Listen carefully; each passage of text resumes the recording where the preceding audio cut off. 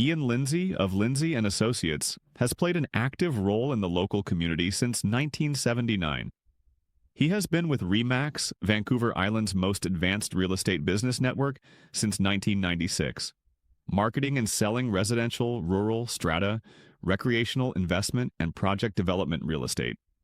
You'll find true real estate professionals at ianlindsay.ca.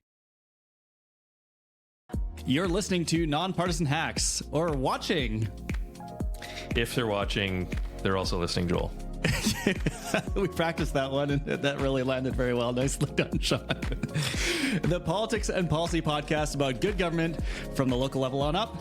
I'm Joel Grenz, a City of Parksville councillor. I don't know if we can say we practiced it. It did happen just once before the show. And I'm Sean Wood, also a Parksville councillor and mayoral candidate for 2026. Today we're going full civics class on you, but fun civics class. No overhead projectors. Are overhead projectors not fun? A lot of the people probably don't know what those are, Joel. That's fair. Yeah. So, different things going on. There's a leadership race happening in BC right now, and that got us thinking about that nobody really teaches you how to vote in elections. And we did a podcast episode, how to run. So you're thinking of running in a local election. Today we're going to talk about you're thinking of voting in an election. And so we're going to talk about how to vote, what are the good things to look for in voting, and how do you think about it? We should also, I'm just ad-libbing here, but we should also add why you should vote. A quick disclaimer before we get this going. The views here are our own and don't represent the city of Parksville. If we accidentally solve democracy in 45 minutes, that's purely coincidental. Oh, really? No, okay.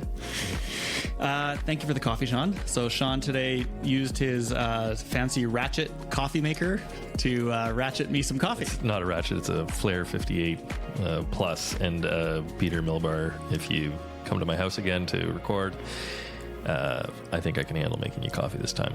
No tea this time. No tea. This coffee is actually really good, so well done. Yeah. I learned from my wife. Yeah, you can lever some coffee. Yep. All right. Well, so today we're going to talk about voting and how do you decide who to vote for.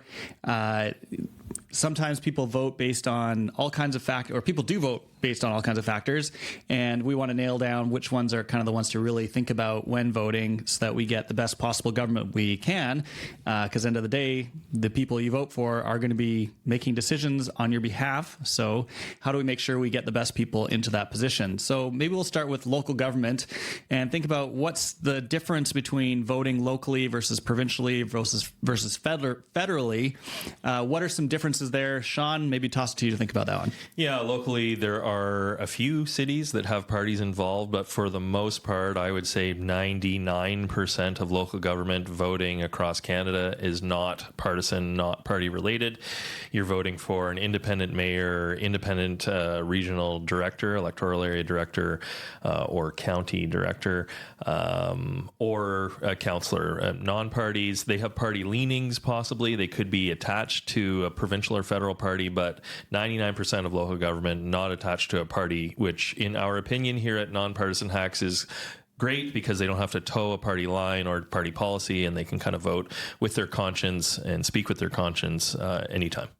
Yeah, and you actually, even where you do have parties, those parties are often just one election parties. For example, in Vancouver, there's a new party called the Vancouver Liberals. It's not a party that existed before. Actually, maybe like 80 years ago or something it existed, but there hasn't been a Vancouver Liberals party. But that party, I'm sure the name was chosen for a specific reason because the federal Liberals are pretty popular right now, so why not ride on that name? I guess we saw a similar thing happening in the provincial election with the federal Conservatives being pretty popular at the time, and so the provincial Conservative Party did quite well based on that name, even though they're not really in any way connected. Yeah, not officially affiliated. A lot of the times those slates that happen, say in the city of Vancouver, it's because when you are going to run in a gigantic city of 500,000 people for a $2.2 billion city budget, if you run as a slate, you will be able to raise money for a team. You can run as a team. You can have a team website. And really, from my understanding, and I haven't run in the city of Vancouver, without a slate, you really don't have a chance. And so that's why you see mayoral candidates putting together teams and slates in Vancouver. Yeah, because you can pool, actually, the donation limits. You can kind of pool the limit of the money you can use and spend on the campaign. You can pool it amongst all the candidates and get the benefit of sort of sharing resources and that kind of thing. So that saves some money. And then you can also raise more money when you put all the candidates together.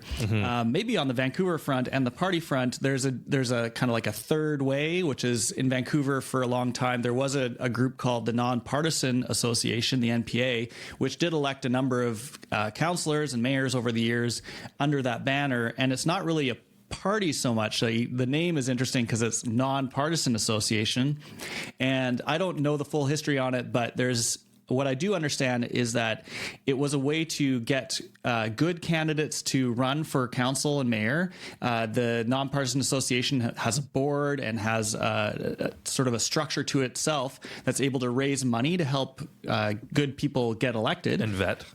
And that's the key one as well, is that they vet candidates in order to kind of be that first layer of gauntlet that you have to go through in order to run, which I think is actually a very important one. And that's a very important role that parties play. When parties are working right, they are a filter that prevents people from running that maybe shouldn't be running.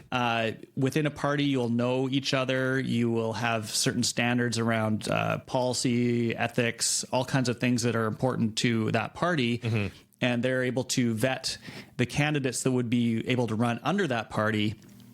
And that's a very important role, I think, in democracy for parties, is being that initial filter so that you don't even get to the ballot under that party name unless you've made it through that party's process. And so that's where the Nonpartisan Association, I think, is a really good idea, is it allows people who maybe, you weren't thinking of running, but you would be a good person to run. You'd be a good counselor, be someone that would be good in that role. And the Nonpartisan Association finds those people and vets them and then gives them money and support in order to get elected. And can you have partisan leanings and they still will vet you, or is that one of the things that might not allow you to get greenlit? No, I think you can have partisan leanings for other levels of government for sure. Everyone does, but what it does is that the association itself is nonpartisan. They're not interested in saying, oh, we're going to put forward a slate of people that all are very, liberal or NDP or conservative. Maybe they have a mix of people who are affiliated in different ways in different levels of government or parties and other levels of government, but it allows for them to put forward a slate that they think would be a good slate to run the city. And we saw provincially, we see established parties that have pretty rigorous vetting processes. They'll hold candidate nomination contests in ridings, and just to be their candidate, you had to jump through a bunch of hoops. But we also saw, say, the BC Conservatives, who started out with 0 candidates, then they had John Rustad, and then they had Bruce Banman, and then they had to rush and get a bunch of candidates out the door. And, I think it's arguable that they didn't have a great vetting process. Well, we had John Rustad on the podcast, the leader at the time, and he actually did say that it wasn't the best vetting process. And so vetting processes are important, but at the same time, if we're going to have a slate, say, in the city of Parksville, you better know who is on your slate, because that might be restricting your chances of being elected if they're reputation in the community isn't great. And so slates can be good and they might be not so good, depending on who is on the slate. And of course, you and I have both chosen to run without a slate here in the city of Parksville. And I don't know, when was the last time we saw a slate in the city of Parksville? Do we... I think there's some kind of unofficial slates there might have been in the past, and maybe they still is in other cities where say if there's 7 people at the table, mayor and council, maybe there's kind of, a tighter group within that. I don't really like that idea because it kind of starts to feel like a pseudo slate. And I like to think that anyone at our table is going to bring an independent lens and voice to any issue, and any issue is dealt with on its own. I just think that that's better governance. But. Well, yeah. The other thing, though, is that when you are at the council table, you're supposed to be making all of the decisions in public. Yes. So when you have a party at the local government level, and then that party is starting to make decisions amongst themselves before they actually get to the council table, that can become a problem. And we've seen some concerns raised about that in Vancouver several times, including during this current term, where decisions are made behind closed doors within the majority party, and then they go out and all vote together. So that's the sort of thing that can happen when you have parties. That's the different though when you have the Nonpartisan Association. The idea on that is to help support candidates get elected, but not actually be a party once they are elected. They're not supposed to be like colluding or working together in a way that makes decisions not in public. Yeah, that comes to the caucus idea, which we see in the province and we see at the federal government, is that caucus goes behind closed doors. They have Treasury Board behind closed doors. They have the Premier's office behind closed doors. And you don't get that transparency that you get at local government, ideally with no caucus, even though Vancouver City has caucus and they have their own charter. So I don't know how deep we want to get into that or how much we want to speak to that. But this is a good pivot though into our next point, which is to talk about parties and platforms, which is kind of like the menu versus the kitchen. So what is the value of a party platform? Is it a promise? Is it like a mandate and direction, or is it a wish list? I mean, personally, for my own motto is I don't promise anything, because especially at the local government level, but even at other levels, I don't know how the other people at the table are going to vote. And so I can't speak for that. I can kind of speak for the direction that I would like to see. But making promises is, that's how promises get broken. And I'd rather not break any promises by not making promises. I can talk about a subject and we can talk about the direction that I would like to see. But at the same time, there's going to be 6 other people. There are 6 other people at the table. And I can try to pull their vote in a certain way, but they're going to have their own vote. So I think promising at local government level without a slate or without a party is a little bit of a precarious position to be in, whereas the parties can kind of whip their votes, if we wanted to get into that. And so when you see a party platform, that's how the party is going to vote, because the candidates are vetted and they are on board with the party, and it's kind of party first before their independent vote. Yeah, I think of when you say maybe have an issue with your car and you call different mechanics. You can call several different ones and say, hey, what do you think? I hear a pinging sound under the hood. What do you think it is? What can we do about it? Can you solve my problem? And I can call 3 different mechanics, and over the phone they'll all be like, how do I choose which mechanic to go with? Like one of them sounds like he's very friendly. He sounds like he knows what he's talking about. And then I call a different one, and she is very specific about what it is that is going on based on what I've explained. And then you get to the actual mechanic. So you choose one, and then they actually get in under the hood, and then they'll be like, oh, well, no, this is totally different than what I thought it was going to be. Now that I'm under the hood, I see that all these other things are going on, and it's not actually the thing that I thought it was. So you get a similar thing happening in government where you're choosing to vote for somebody based on what they're saying and what they're promising that they can do. But are you actually looking at whether they have the credentials or the capabilities or the knowledge or the history to be able to do that? How do you determine that? And once they get into office, all the promises they made could be completely thrown out of the window, either because they choose to throw it out the window, or because when they get there, they either can't do the things they promised, or they see things are different now that they're there. And we see that with provincial policy. There's maybe new information, or the situation changes and they have to pivot on provincial policy. We see it at local government. We receive new information all the time. And so then, your position on something might change as new information comes in. That's just another reason why I think it's a treacherous kind of position to choose, that you're going to promise a certain thing and then there's new information. You're like, you kind of want to leave your doors open for discussion around the table, respectful discussion, hearing from other people. That's new information that Joel Grenz brought to the table. I'm going to add that. Okay, that kind of changes my mind. Open mind is also another thing that we sit at the table with. So if you're promising things ahead of time without knowing the information and knowing what the mayor or other councillors are going to say, how much of an open mind are you having if you've already made promises on a certain thing when you get to the table? And we try to sit at the table with an open mind, even though we might lean a certain way on a certain topic. I love hearing about different positions from different people with different lenses and different lived experiences, etc. And I really try to have an open mind and be able to change my opinion that I might have gone into the meeting with.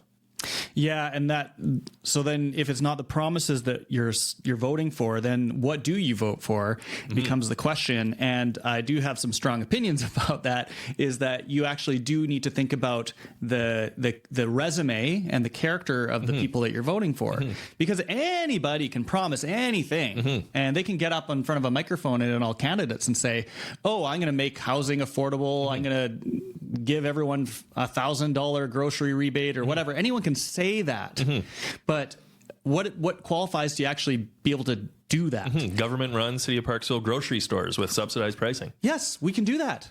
Okay. Wait, so who pays for the subsidized? If we're going to open a couple of grocery stores run by the City of Parksville, we're going to hire staff by the City of Parksville.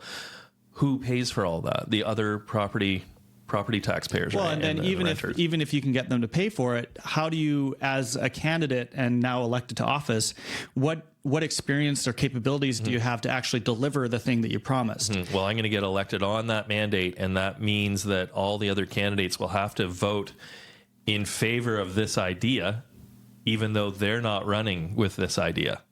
So how does that work? Yeah, well, that's another one of those layers, right? So that's where, when you think about who to vote for, and I tried to do this when I ran as well, is to try to put forward what it is about my background and experience and education or life experience, whatever, that is applicable to the role that I'm applying for. Just like you would go to any job interview or anything like that and say, okay, this is my history and background that is relevant to the thing that you want to hire me for. And here's the evidence that I have this background and capability and knowledge or whatever, character. So there are a bunch of different things you could look at. For example, if you were to buy something from Facebook on Facebook Marketplace, you would look at the reviews of that person before you actually go meet with them, right? Reputation. Exactly. And so, but we don't do that always when we think about electing people. We might be thinking about the things that they're promising us, or sounds good, right? Oh, that sounds good. Cheaper grocery stores. Yeah. Or they're going to smite my enemies the way I want them to be smited. Is that past tense of smiting? I'm not sure. Not many people use the word smite, Joel. Oh. Just you. Okay. Yeah. Okay. Or like the King James Bible or something. Thou thee. Yeah. So yeah, I mean, if you're just smiting, then that, who will smite my enemies? And so we're getting at, there are ideas and then the ability to carry through on those promises those ideas. That's right. Yeah. Yeah. And so what is it that you have in your background and competence, capabilities, history that is useful to have at that table where you do make those decisions? And that's less about promising certain things will come about if you're elected, and more about saying, this is the type of person I am, this is what I bring to this role, and this is the kind of character I have. So, like, here's my credit rating, for example. For instance, we've spoken about BC Housing coming forward with non-market housing funding that this council unanimously approved. City staff have helped push the permits and development permits through. We're hoping for the best for Alliance Housing, and then all of a sudden we see the province has a lack of funding and doesn't do the funding intake.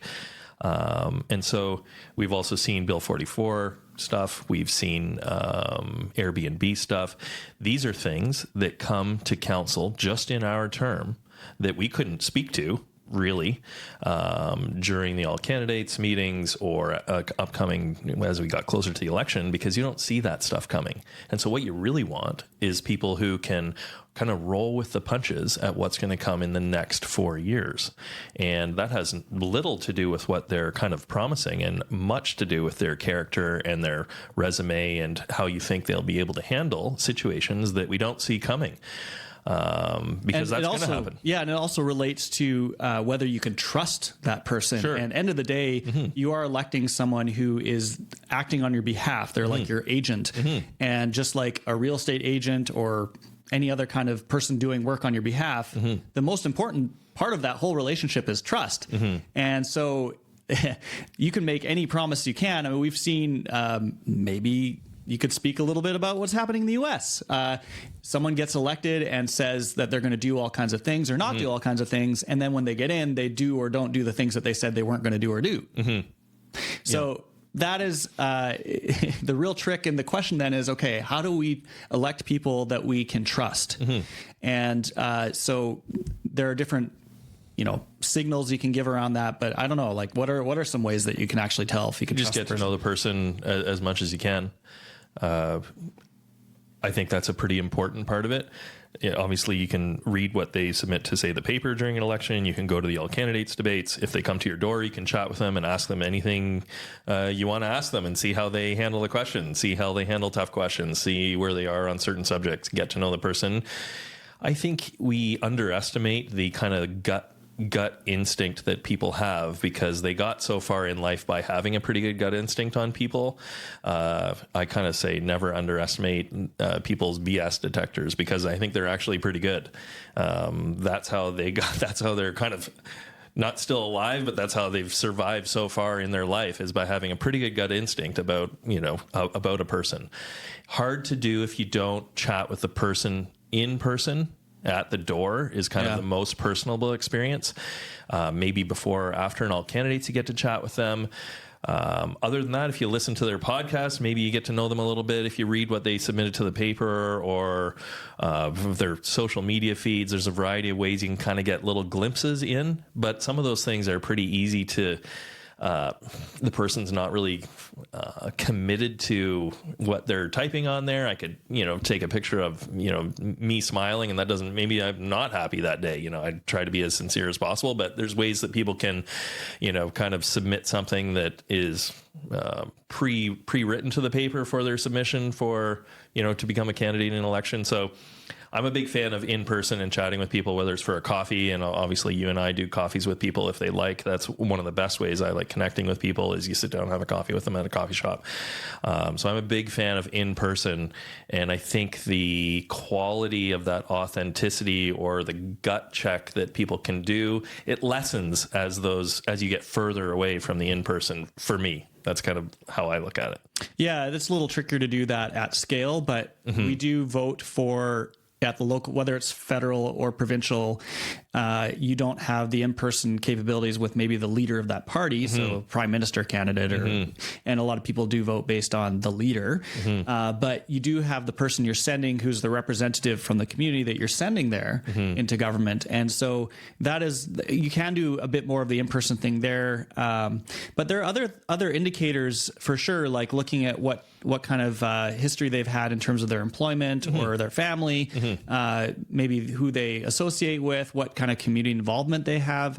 Those are all good indicators of the character of that person and their capabilities, which, again, I think those are the most important things. Anyone can promise anything they want. Anyone can say they can do anything. We're going to build stadium in Parksville. Like I can say that I could run on building a stadium in Parksville, but do I actually have the capabilities of doing that? Is that something I even can execute on? That's not clear. But I can say things that are about my past that are true. And so I think that's where it's really important to think about. You should say things about your past that are true. Well, you should do that. I could. You touched on something, kind of the 6 degrees of separation. If you know someone who knows someone, for sure, that can help. If you have a trusted person already in your circle who knows someone, then great. Maybe it's 2 degrees of separation there, but maybe there's 3 degrees and you know someone who you trust, who also has someone who they trust and knows the person. And I think that plays into local government a lot. As we said, less so provincially and less so federally. And that's what endorsements are. You get, someone who's known will endorse someone else. And that way, okay, there's a trust thing there. But that to me is so much more important than the promises. So that's where we do have a section here, promises, lies, and the gap in between.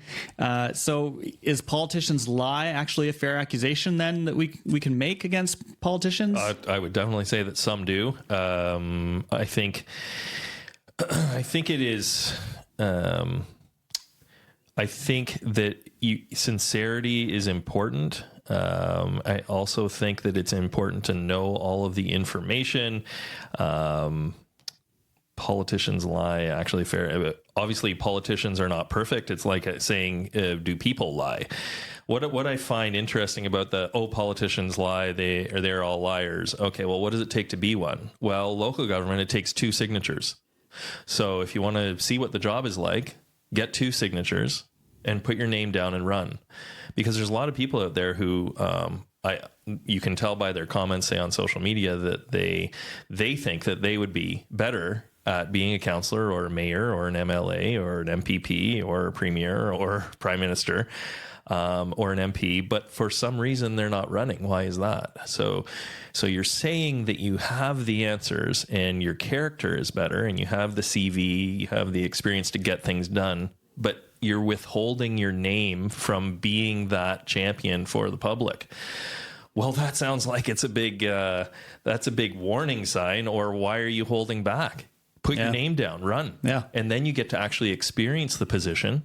And then you get to see all of the information, all the risks and benefits on a given policy, all the things that get thrown at you during a term that you didn't see coming. And then you get to be that politician who obviously is better than all the rest of the politicians. But there's a reason you're not doing that. Why is that? Yeah, and that comment that you mentioned there also speaks to the trust factor and whether people trust the people that are in office, and those people. That's where it becomes the most important factor in who you elect into those roles. Is, do you trust them? Because if you don't trust them, then everything is lost. So we have to try to make sure that we elect people. When you're voting, ask yourself, is this someone that I can trust to do things on behalf of me and my community, as opposed to, again, the big promises they make. So do politicians lie? Well, in some ways we actually can incentivize lying if we elect people based on their big promises that they make. So if we say, setting them up to fail. Well, exactly. Like they're not going to be able to deliver the stuff if you're voting based on those, those big promises. The city of Parksville is going to have subsidized grocery stores. Yeah. Make groceries cheaper. You're going to create lying politicians because they're not going to be able to deliver that. It won't make groceries cheaper. Nationally, though, we can have subsidized grocery stores.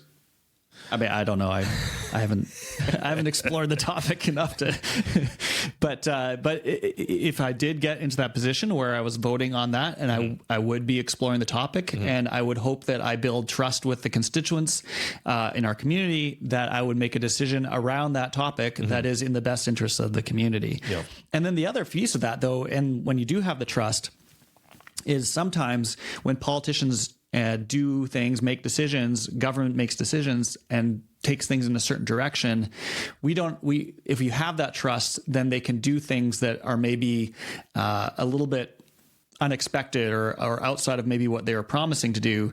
But you also have to maintain that trust and keep the lines of communication open, and explain to the public why you're doing the things you're doing in order to maintain that trust. And that's something that it's hard to do. And it's hard to get through all of the misinformation that floats around in social media, and even newspapers don't get things right all the time because they don't actually have the same information that we have.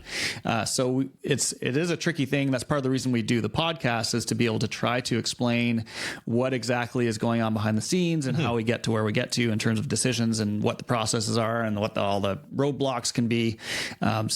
I mean, being involved, I did want to chat a little bit about why should people vote? I mean, we see voter apathy. We see, say that all politicians are liars and blah, blah, blah. It doesn't matter. It does matter to get out there and vote. One of the older sayings is, if you don't vote, then you can't complain. Yeah. If you want to have an opinion on what's going on in your city or your province or your country, then get out there and vote. If you have to spoil your ballot, then go do that. Sure. But at least get out there. There's always conversations, and I think the NDP convention, this came up as a resolution, should we fine people $50 for not voting? Yeah, this Australia, would be federally. I think, has Australia mandatory does it. It's about voting. $50 or something. Yeah. It's enough to be kind of painful. So you just go out and you people fought and died for the ability to have a democracy where you can go and vote. So go do it. And so when you go vote, I think you commit a little bit of yourself to actually paying a bit more attention as well. And engagement probably, I would argue, makes things run better. When people are not engaged, I don't think things get better when voters are not engaged, whether it's local government level or provincial or federal level. Obviously, you and I pay attention to a lot of all of those levels, probably more than most. But even if you can find time to pay attention to a little bit of local government level, you'll probably feel like you're a bit more involved and engaged in your community. And if you can reach out to a councillor or the mayor and maybe have a coffee with them, you'll feel like, oh, hey, I spent some time with that person and they listened, and I actually saw that they mentioned my point in a meeting. That it can easily happen because I didn't think of something and have coffee with someone and they're like, oh yeah, that's sure. a really good point. And then I mention it. Hey, I spoke to someone and I heard this. And so get involved. Don't take voting and democracy for granted, and get out there and have a coffee with the candidates as we're coming up to a municipal election, and get involved, spend a little bit of your time. I know it's painful and no one really wants to, even talk about politics, or, people don't want to talk about politics and all of that stuff, especially as we go into spring, summer, and then you come back from summer, and then we're going to be campaigning for this local government election in BC. Yeah, but we do have a democracy, and whatever government we get is a reflection of the people who voted in that election. And so if you don't like the government, it's just reflecting back what people voted for in terms of the people they put in those positions. So I think it's very important that we actually take our own responsibility as voters. So when we go vote, we should be thinking about the type of person, because we only have a few options ahead of us in terms of the ballot. So which person do I want representing me? What kind of values did they bring there? What kind of integrity do they have? What kind of background, experience, knowledge, all that? What do they have, and how will they, which one of those people on option will represent my interests and our community, and thinking widely for the kind of future that we want? And so it is, if you get what you vote for. And it takes courage to be in this role. It takes courage to be on a microphone. It takes courage to be a public figure on social media. It takes courage to meet people for coffee. And if you have all the ideas and you're just typing them on social media, make sure you do a courage check that you'd actually put your name down and run. If you know better than all of the councillors, mayor, MPs, MLAs, premier, put your name down and run, because you have more courage, right? And you have all the ideas and you can get stuff done. So what's holding you back? Get involved.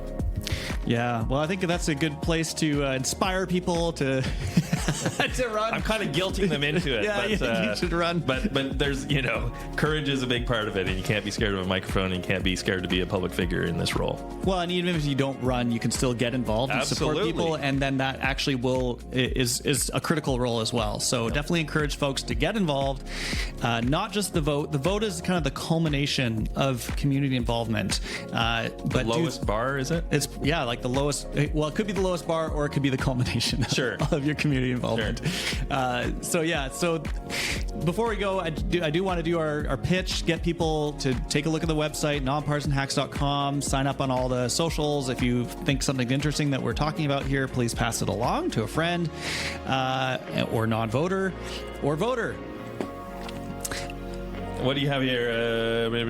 Vote, an imperfect vote still beats no vote. And that's what I mentioned. You can even spoil your vote, but at least you went out to the polls. Yeah, so with that, we'll call it a wrap on this episode of Nonpartisan Hacks. We do love to hear what you think. We got some good feedback on our last episode, including someone who emailed in who is thinking of running for a higher level of government. She's currently on a school district board and is thinking of moving up to the next level. So wishing you all the best in that decision. Thanks for reaching out. We do love hearing feedback on the show, so please keep them coming. Yeah, we love all your questions and your feedback. Until next time, please take care of yourself and your community.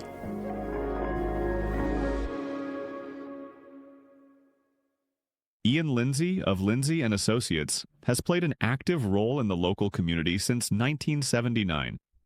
He has been with RE/MAX, Vancouver Island's most advanced real estate business network, since 1996, marketing and selling residential, rural, strata, recreational, investment, and project development real estate. You'll find true real estate professionals at ianlindsay.ca